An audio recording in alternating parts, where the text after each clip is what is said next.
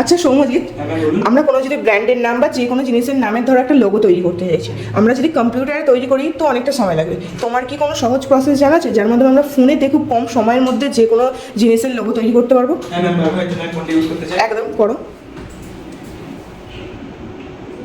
সর্বপ্রথম আমরা Chrome application open করে নেবো। এখান থেকে আমরা সার্চ করে নেবো লোগো মেকার। সার্চ করা যাচ্ছে, তাই ক্লিক করে দিলাম। লোগো এই ফার্স্ট অপশনটা চুজ করতে চুজ করলাম। চুজ করে এখানে আমাদের নামটা দিয়ে দেবো।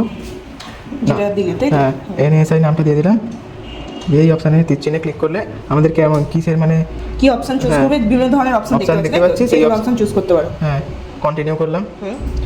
কন্টিনিউ করার পর এখানে অনেক রকমের আসছে দেখতে পাচ্ছি। এখান থেকে তুমি এডিটও করতে পারো তাই তো? এখান থেকে আমরা ফন্ট স্টাইল চেঞ্জ করতে পারবো। এখান থেকে আমরা ফন্ট স্টাইল, তারপরে নেম বা কালার আমরা চেঞ্জ করতে পারবো তাই তো? অথবা এখান থেকেও আমরা বিভিন্ন চেঞ্জেস আনতে পারবো। ঠিক আছে, ভেরি গুড।